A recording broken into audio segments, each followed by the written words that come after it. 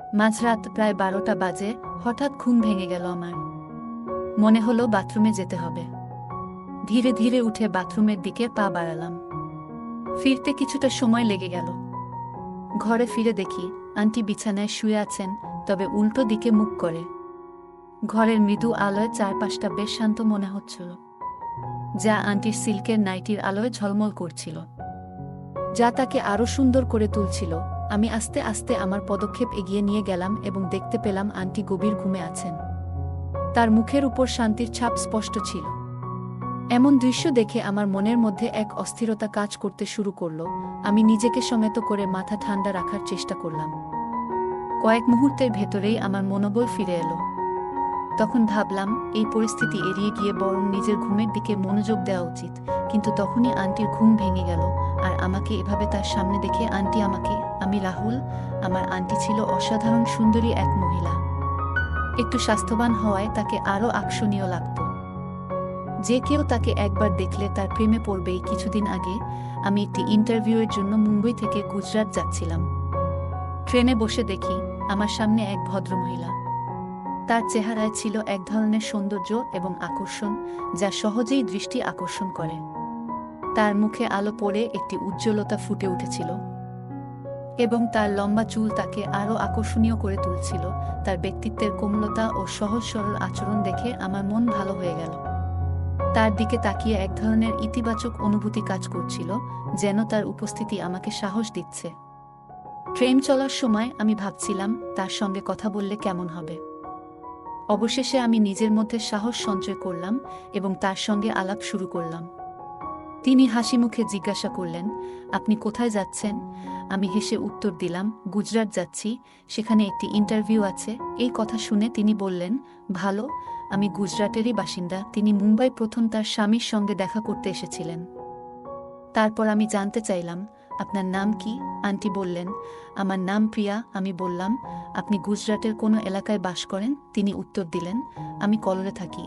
আমাদের মধ্যে কথোপকথন চলতে থাকলো এবং একে অপরের সঙ্গে কথা বলে আমার মনে ভালো লাগছিল। ট্রেনে ভ্রমণ করতে করতে প্রিয়ার ব্যক্তিত্ব আমাকে আরও বেশি আকর্ষণীয় মনে হতে লাগলো। আমরা একে অপরের জীবন নিয়ে আরও কিছু গল্প ভাগাভাগি করলাম। আমি তাকে জানালাম যে আমার ইন্টারভিউ একটি অটোমোবাইল কোম্পানিতে। তিনি আমাকে উৎসাহিত করলেন। আমাদের মধ্যে নানা আলোচনা চলতে থাকলো এবং পুরো যাত্রাপথে আমি তার দিকে নজর রাখছিলাম।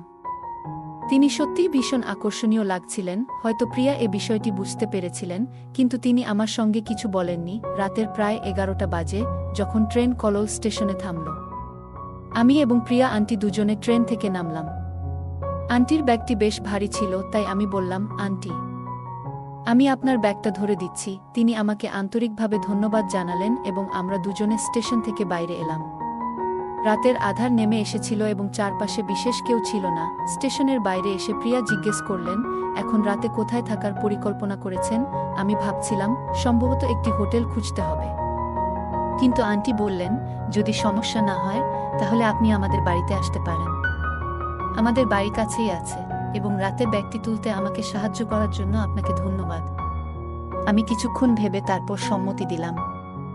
রাত হয়ে গেছে এবং হোটেল খুঁজে বের করার চেয়ে আন্টির বাড়িতে যাওয়াই আমার জন্য ভালো মনে হলো, কারণ ট্রেনে আন্টির সাথে কথা বলে অনেকটাই ফ্রি হয়েছিলাম। আমরা দুজনে রেলপথ ধরে আন্টির বাড়ির দিকে এগোতে থাকলাম। হাঁটতে হাঁটতে আমি আন্টিকে বললাম, আপনার বাড়ি আর কত দূরে? তিনি মুচকি হেসে বললেন, আর একটু দূর, আর তুমি দেখবে আমার বাড়ির পরিবেশ খুব ভালো। তার এই কথায় আমি আশ্বস্ত হলাম এবং ভাবলাম, হয়তো এটা একটি নতুন বন্ধুত্বের সূচনা। যখন আমরা তার বাড়িতে পৌঁছালাম, আন্টি দরজা খুলে আমাকে ভেতরে আসার আমন্ত্রণ জানালেন। ভেতরে ঢুকে আমি বললাম, ধন্যবাদ আন্টি। তিনি হাসি মুখে বললেন, ধন্যবাদ তো আমাকে বলার কথা, তুমি আমার অনেক সহযোগিতা করেছ। বাড়ির ভেতরে একটি নরম আলো ছিল এবং দেয়ালের ছবি বাড়িটিকে অদ্ভুতভাবে সুন্দর করে তুলেছিল। এরপর তিনি স্নেহভরা কণ্ঠে আমাকে জিজ্ঞাসা করলেন, রাহুল, তোমার কি ক্ষুধা লাগছে? কিছু খাবে? সত্যি বলতে আমার পেটেও বেশ খিদে ছিল, তাই বিনয়ের সঙ্গে বললাম, আন্টি, একটু ভাত হলে হয়ে যাবে। তিনি মুচকি হেসে বললেন, ঠিক আছে, আমি একটু পরেই রান্না করি। তুমি সামনের ঘরে গিয়ে বিশ্রাম নাও। আমি তার কথা মতো সামনের ঘরে গেলাম। সেখানে গিয়ে নিজের কাপড় পরিবর্তন করলাম এরপর হাত মুখ ধুয়ে বেশ সতেজ অনুভব করছিলাম। আরামদায়ক একটি লোয়ার আর টি শার্ট পরে একটু আরামের জন্য প্রস্তুত হলাম। পুরো পরিবেশটা শান্ত এবং সহজ ছিল, যা মনে এক ধরনের স্বস্তি এনে দিয়েছিল। কিছু সময় পর আন্টি ব্ল্যাক সিল্কের নাইটি পরে বাইরে এলেন, যা খুবই সুন্দর লাগছিল। তার পোশাক সাধারণ হলেও সেগুলোতে আকর্ষণ ছিল। তিনি হাসিমুখে আমাকে বললেন, কি হয়েছে? ঠিক লাগছে না? আমি তৎক্ষণাৎ বললাম, আন্টি, আপনি তো খুব ভালো লাগছেন। আমার কথায় তিনি মুচকি হাসলেন এবং তারপর রান্নার জন্য কাজে ফিরে গেলেন। আমি বসে বিছানায় ফোনে কিছু দেখতে লাগলাম এবং আন্টি রান্নার কাজ শুরু করলেন। কিছুক্ষণের মধ্যে রান্না করা খাবারের সুগন্ধ এসে গেল এবং আমার ক্ষুধা আরও বেড়ে গেল। আন্টি বললেন, খাবার প্রায় হয়ে গেছে, তুমি টেবিলে বসে যাও। আমি টেবিলে বসে গেলাম এবং তিনি আমাকে ভাত ও তরকারি পরিবেশন করলেন। আমরা খাবার খেতে খেতে পরস্পর কথা বলছিলাম। আন্টি জিজ্ঞেস করলেন, খাবার কেমন লাগছে? আমি বললাম, অত্যন্ত ভালো। এরপর তিনি জানতে চাইলেন, আর তোমার বাড়ি কেমন লাগলো?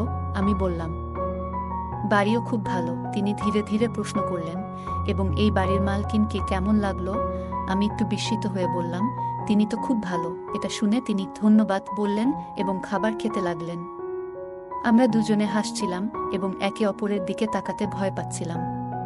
তারপর আন্টি জানতে চাইলেন, তোমার ইন্টারভিউয়ের সময় কখন? আমি বললাম, কাল সকাল 10টায়। তিনি বললেন, তাহলে সমস্যা নেই, আমি তোমার জন্য নাস্তা বানিয়ে দেব, তুমি খেয়ে যাও। আমি সম্মতি জানালাম। তারপর আমরা দুজনে মিলেমিশে খাবার শেষ করলাম। খাবারটি সাধারণ ছিল, কিন্তু খুবই সুস্বাদু। আমরা একসঙ্গে খেতে খেতে গল্প করতে থাকলাম এবং তিনি তার পরিবারের সম্পর্কে বললেন। তার স্বামী মুম্বাইয়ে কাজ করেন এবং তিনি এখানে একা থাকেন। তার হাস্যোজ্জ্বল স্বভাব আমাকে আরও বেশি শ্রদ্ধা অনুভব করালো। রাত গভীর হয়ে এসেছিল এবং আমরা খাবার খেয়ে থালা বাসন পরিষ্কার করলাম। তারপর আন্টি বললেন, তোমাকে বিশ্রাম করতে হবে, সকালে তাড়াতাড়ি উঠতে হবে। এরপর আমি জিজ্ঞেস করলাম, আপনি কোনো পারফিউম ব্যবহার করেন? আপনার রুম থেকে খুব ভালো সুগন্ধ আসছে। তিনি হাসতে হাসতে বললেন, সবই মহিলা পারফিউম, তোমার জন্য উপযুক্ত নয়। রাতের নিস্তব্ধতায় আমি আন্টির ঘরে শুয়েছিলাম। কিছুক্ষণ পর তিনি ঘরে এসে মুচকি হাসি দিয়ে বললেন, তুমি আর কি কিছু বলবে? আমি হাসতে হাসতে জিজ্ঞেস করলাম, কি জানতে চাও? তিনি আমার চোখের দিকে তাকিয়ে বললেন, যদি তোমার চাকরি এখানে হয়ে যায়, তাহলে তুমি কেমন জায়গায় থাকতে চাও? আমি কিছুক্ষণ ভাবলাম এবং বললাম, আমাকে রেন্টে একটি ঘর নিতে হবে। তিনি কিছুক্ষণ চুপ থাকলেন, তারপর বললেন, তুমি কি আমার বাড়িতে থাকতে পারবে? আমি কিছুটা হতভম্ব হয়ে বললাম, আন্টি, আপনার বাড়িতে আমি কতদিন থাকব? তিনি হাসলেন এবং বললেন, যতদিন তুমি চাও। আমি বললাম, কিন্তু আন্টি, এটা ঠিক মনে হচ্ছে না। তিনি বুঝতে পারলেন এবং বললেন, ঠিক আছে, তুমি রেন্টে থাকতে পারো এবং যেটা বাজারে দেবে সেটা আমার কাছে দিয়ে দিতে পারো। এতে আমারও সুবিধা হবে। এই প্রস্তাবে আমি ভাবলাম, আসলেই এটি একটি ভালো চিন্তা। আমি বললাম, ঠিক আছে, আগে চাকরি তো পেতে হবে, সেটাই আগে দেখতে হবে। তিনি বললেন, তোমার চাকরি পাকা হয়ে গেছে। আমি হাসতে হাসতে বললাম, আপনি কিভাবে জানলেন? তিনি বললেন, আমার কাছে কিছু অনুভূতি আছে। তারপর তিনি আবার জিজ্ঞেস করলেন, যদি চাকরি হয়ে যায়, তুমি কি আমার বাড়িতে থাকবে? আমি মাথা ঝাঁকিয়ে হ্যাঁ বললাম। আমাদের মধ্যে একটি ভালো বোঝাপড়া তৈরি হলো। কিছুক্ষণ গল্প করার পর আমি বললাম, আন্টি, আমাদের এখন ঘুমাতে হবে, সকালে তো উঠতে হবে। তিনি বললেন, ও হ্যাঁ, আমাকে কিন্তু অফিসে যেতে হবে, কারণ তিনি একটি অফিসে কাজ করতেন। আমি জিজ্ঞেস করলাম, আমি কোথায় ঘুমাবো? তিনি বললেন, তুমি আমার পাশে শুতে পারো, আমরা একসঙ্গে ঘুমাবো। আমি কিছুটা সংকোচ প্রকাশ করে বললাম, না, আমি অন্য ঘরে ঘুমাবো। তিনি বললেন, অন্যান্য ঘরে পরিষ্কার নেই, তুমি আমার ঘরেই শুয়ে যাও। শেষমেশ আমি তার কথা মানলাম। আমি তার কাছে বিছানা চাইলাম এবং নিচে বিছানা পেতে শুয়ে পড়লাম। আন্টি বললেন, আমার বিছানায় শুয়ে পড়ো। আমি কিছুটা আপত্তি জানালেও তিনি কোনো সমস্যা দেখালেন না। তিনি আমাকে কাঁধ ধরে বিছানায় শুইয়ে দিলেন। ধীরে ধীরে ঘরের পরিবেশ শান্ত হয়ে গেল। রাতের নিস্ত বাতাসে আমার মনে হলো, এই অজানা সাক্ষাৎ আমাদের জন্য নতুন অধ্যায়ের সূচনা হতে পারে। রাত প্রায় 1-2টা বাজে। আমি উঠলাম ও বাথরুমে চলে গেলাম। ফিরে এসে দেখলাম, আন্টি আমার দিকে পিঠ করে শুয়ে আছেন এবং তার পোশাক কিছুটা এলোমেলো ছিল। এটি দেখে আমার মনোভাব একটু অস্থির হয়ে গেল, কিন্তু আমি নিজেকে নিয়ন্ত্রণে রেখেছিলাম এবং আবার শুয়ে পড়লাম। সকালে আন্টি আমাকে 7টায় জাগিয়ে দিয়ে আন্টি বললেন, উঠো, এক কাপ চা খেয়ে নাও। আমি বললাম, আন্টি, আমি চা খাই না। তিনি হাসি মুখে বললেন, কোনো সমস্যা নেই, একটু খেয়ে দেখো। আমি তোমার জন্য ভালোবাসা নিয়ে বানিয়েছি। আমি আন্টির দিকে তাকালাম, তার চোখে এক আশ্চর্য দৃশ্যে কথা বলার ধরন পরিবর্তিত হয়েছে। তার এখন প্রতিটি কথায় অন্য অর্থ খুঁজে পাচ্ছিলাম, কিন্তু আমি নিজের অজান্তেই সবকিছুকে ইগনোর করে যাচ্ছিলাম। প্রস্তুত হয়ে যাওয়ার সময় তিনি বললেন, ইন্টারভিউয়ের পরে আমার সাথে দেখা করতে এসো এবং জানিয়ে দিও তোমার কাজের খবর। আমি হোক না বলে বেরিয়ে গেলাম। আমি একটি অটো নিয়ে ইন্টারভিউ দিতে গেলাম। দুপুর ৩টার দিকে ফিরে এসে দেখলাম আন্টির বাড়ির দরজা তালা লাগানো। আমার কাপড় সব ভিতরে ছিল এবং আমি আন্টির ফোন নম্বর নিতে ভুলে গিয়েছিলাম। তাই আমি আন্টির আসার জন্য অপেক্ষা করতে লাগলাম। সন্ধ্যা ৫টার দিকে আন্টি এলেন এবং তার পোশাক ছিল সত্যিই সুন্দর। তিনি এসে বললেন, ও হায়, আমি তো ভুলে গিয়েছিলাম, তুমি তো আমার অপেক্ষায় ছিলে। দ্রুত দরজা খুলে আমাকে ভেতরে আসতে বললেন। তারপর বললেন, তুমিও একটু দাঁড়াও, আমি কাপড় পরিবর্তন করে আসি। তিনি একটি আরামদায়ক লোয়ার এবং একটি শর্ট টি শার্ট পরে বেরিয়ে এলেন। তারপর তিনি জিজ্ঞেস করলেন, তো এখন বলো কি ঘটেছে? আমি বললাম, আমার তো বাড়ি যেতে হবে। এটি শুনে আন্টি একটু খারাপ লাগলো এবং বললেন, কি হয়েছে? ইন্টারভিউ তো ভালো হয়নি, কাজ পাওনি? কিভাবে সম্ভব? এবার মনে হচ্ছিল যেন আন্টি সত্যিই হতাশ হয়েছেন। আমি উত্তর দিলাম, এমন কিছু নয়, আমার চাকরি হয়ে গেছে এবং আমাকে ৩ দিন পরে যোগদান করতে হবে। আন্টি খুশি হয়ে জানতে চাইলেন, তাহলে তুমি বাড়িতে যাচ্ছ কেন? তার প্রশ্নের মধ্যে বুঝতে পারছিলাম আমার চলে যাওয়া আন্টির জন্য কিছুটা দুশ্চিন্তার সৃষ্টি করেছে। আমি বললাম, আমার কাছে তেমন কাপড় নেই, আমাকে পরিবারের সঙ্গে দেখা করতে যেতে হবে। আমি বললাম, আমি কিছু কাপড়ও নিয়ে আসব ও কিছু জরুরি জিনিসও আনব। এর উপর আন্টি আশাবাদী চোখে প্রশ্ন করলেন, তুমি ফিরে তো আসবে? তার চোখে এমন একটি ভাব ছিল যেন আমার চলে যাওয়ায় আন্টির মন ভালো নেই। আমি উত্তর দিলাম, আন্টি, আমি নিশ্চিত আসব। এটাতে আন্টি কিছুটা খুশি হয়ে বললেন, তুমি কখন যাচ্ছ? ট্রেন কখন? আমি বললাম, কাল সকালে। রাতে সুযোগ ছিল না। এটি শুনে আন্টি অনেক আনন্দিত হলেন এবং বললেন, ঠিক আছে, তাহলে আজ তোমার জন্য রুমের সাজসজ্জা করি এবং সন্ধ্যায় পার্টি হবে। আমি জিজ্ঞেস করলাম, পার্টি কিসের জন্য? আন্টি বললেন, অবশ্যই তোমার চাকরির জন্য। আমি বললাম, কিন্তু আমার কাছে খুব বেশি টাকা নেই। তখন আন্টি বলেন, কোনো সমস্যা নেই, পার্টি আমি দেব, তুমি স্যালারি পেলে ফিরিয়ে দিও। এরপর আমরা একসাথে খেয়ে ও রুমের কাজ শুরু করলাম। কাজ করতে করতে সন্ধ্যা হয়ে গেল। তারপর আন্টি জিজ্ঞেস করলেন, তুমি বাড়িতে খাবা নাকি বাইরেও? আমি বললাম, বাড়িতেই খাবো। আন্টি আবার জিজ্ঞেস করলেন, আর পানীয়? আমি কিছুটা চমকে বললাম, কি বলতে চাচ্ছেন? তিনি হেসে বললেন, তুমি কি ড্রিঙ্ক করো না? আমি বললাম, করেছি। তবে তিনি কথা শেষ করতে না দিয়ে বললেন, তাহলে সিদ্ধান্ত হয়ে গেছে, তুমি বাইরে থেকে কিছু এনে দাও, আমি কিছু খাবার প্রস্তুত করব।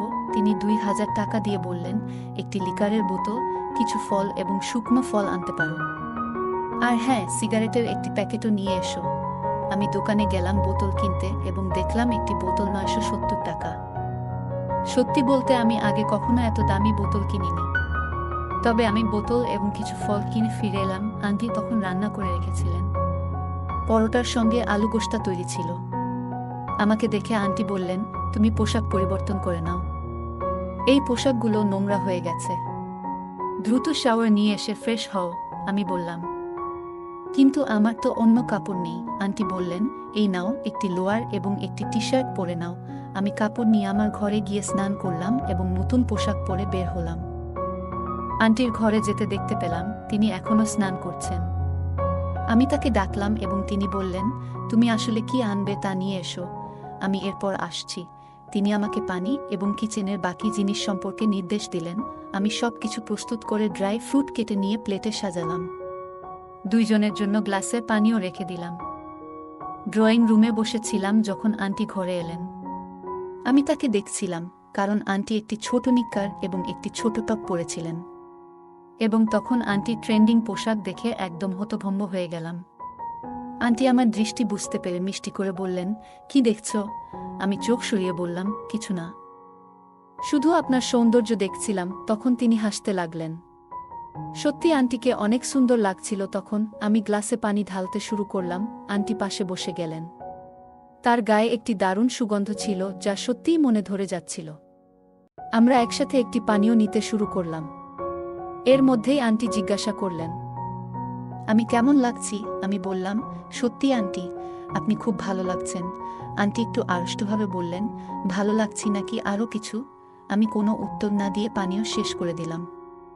আবার নতুন একটি পানীয় তৈরি করতে বোতল তুলে নিলাম। তখন আন্টি বললেন, আরে এত তাড়াতাড়ি কেন? একটু থামো, এইবার আমি বানাচ্ছি। এই বলে আন্টি বোতল নিয়ে আবার পানীয়ের প্রস্তুতি নিতে লাগলেন।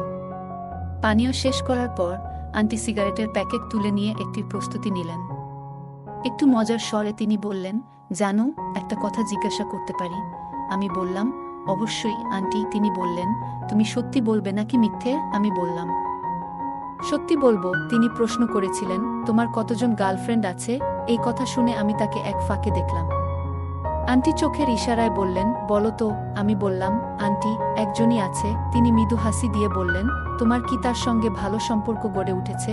আমি সরলভাবে উত্তর দিলাম, হ্যাঁ। হয়েছে। আন্টি আবার জানতে চাইলেন, তোমরা কতবার দেখা করেছ? আমি বললাম, শুধু 2বার। আমার কথা শুনে তিনি সিগারেট এগিয়ে দিলেন। আমি সিগারেটটি হাতে নিয়ে কিছুক্ষণ তার দিকে তাকিয়ে রইলাম। তার চেহারায় যেন এক ধরনের উচ্ছ্বাস ফুটে উঠেছিল।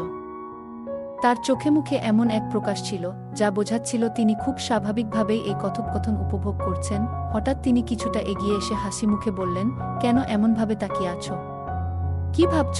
আমি মৃদু হাসি দিয়ে চুপ করে থাকলাম। সেই মুহূর্তটা ছিল শান্ত এবং অদ্ভুতভাবে গভীর, যেন কথার বাইরেও কিছু অনুভূতি প্রকাশ পাচ্ছিল।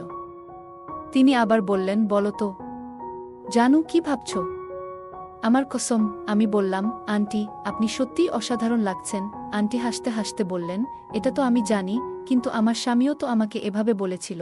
তিনি মিষ্টি হাসি দিয়ে বললেন, আচ্ছা, তুমি জানো তোমার আঙ্কেল এখানে কেন থাকে না?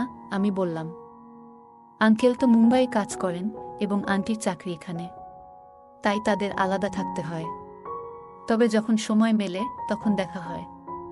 আমি সম্প্রতি তাদের সাথে দেখা করেছি।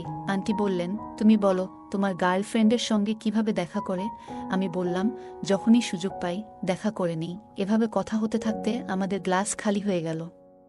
আন্টি বোতল ধরে আবার পানীয় তৈরি করতে শুরু করলেন। আমরা একসাথে আবারও পানীয় সমাপ্ত করলাম এবং আমি সিগারেট ধরিয়ে নিলাম। হঠাৎ করে আমি অনুভব করলাম আন্টির হাত আমার হাতে জোরে ধরে আছেন। আমি যখন আন্টির দিকে তাকালাম তখন তিনি হাসছিলেন। এরপর তিনি আমার হাত থেকে সিগারেটটি নিয়ে বললেন, তুমি আমাকে খুব ভালো লাগতে শুরু করেছ। আমি বললাম, আন্টি, আপনি তো এখনো খুব ভালো লাগছেন, কিন্তু আপনি বিবাহিত, তাই আমি বিয়ে করতে পারবো না। এ কথা বলে আমি হাসতে লাগলাম। এভাবেই আন্টির সাথে আমার সারাটা রাত কেটে গেল। এখন কাহিনীর মধ্যে কিছু গুরুত্বপূর্ণ শিক্ষা রয়েছে। এই ধরনের সম্পর্কগুলোতে আমাদের মনে রাখতে হবে যে মানবিক মর্যাদা এবং সীমারেখার প্রতি মনোযোগ দেওয়া উচিত। সম্পর্ক গঠন তখনই সফল হয় যখন উভয় পক্ষ একে অপরের আত্মসম্মানের প্রতি শ্রদ্ধা জানায়। আমাদের অবশ্যই শেখা উচিত অন্যের ব্যক্তিগত সীমা অতিক্রম না করা এবং কখনোই তাদের অস্বস্তিতে ফেলা উচিত নয়। এই গল্পের একটি গুরুত্বপূর্ণ অংশ হল কিভাবে নৈতিকতা এবং আত্মনিয়ন্ত্রণের অভাব মানুষকে ভুল পথে চালিত করতে পারে। আশা করি আপনারা এই গল্পটি উপভোগ করেছেন এবং এর মাধ্যমে কিছু শিক্ষা পেয়েছেন। মনে রাখবেন, যে কোনো সম্পর্কেই বিশ্বাস এবং সম্মানের গুরুত্ব অপরিসীম। বিশেষ করে পুরুষ নারীর সম্পর্কগুলোতে সম্মান এবং মর্যাদা থাকা উচিত। গল্পটি মনে করিয়ে দেয় যে নৈতিকতা এবং আত্মসংযম আমাদের জীবনের গুরুত্বপূর্ণ অংশ। অপ্রয়োজনীয় প্রলোভন বা অনৈতিক কার্যকলাপ থেকে দূরে থাকলে সম্পর্কের গভীরতা এবং বিশ্বাস অক্ষুণ্ণ থাকে। জীবনের প্রতিটি ক্ষেত্রে, বিশেষ করে সম্পর্কের ক্ষেত্রে, আমাদের আচরণ এবং কথাবার্তায় সতর্ক থাকা উচিত যাতে অন্য কেউ অস্বস্তিতে না পড়ে। যে কোনো সম্পর্কের মূল ভিত্তি হল বিশ্বাস এবং সম্মান। এ দুটি উপাদান ছাড়া কোনো সম্পর্ক দীর্ঘস্থায়ী হতে পারে না। বন্ধুরা, যদি এই গল্পটি ভালো লেগে থাকে তাহলে দয়া করে ভিডিওটি লাইক করুন এবং আমাদের চ্যানেলটি সাবস্ক্রাইব করুন। পাশে থাকা বেল আইকনটি প্রেস করুন যাতে করে আমরা যখনই নতুন ভিডিও আপলোড করি তার নোটিফিকেশন সবার আগে আপনার কাছে পৌঁছে যায়। ধন্যবাদ।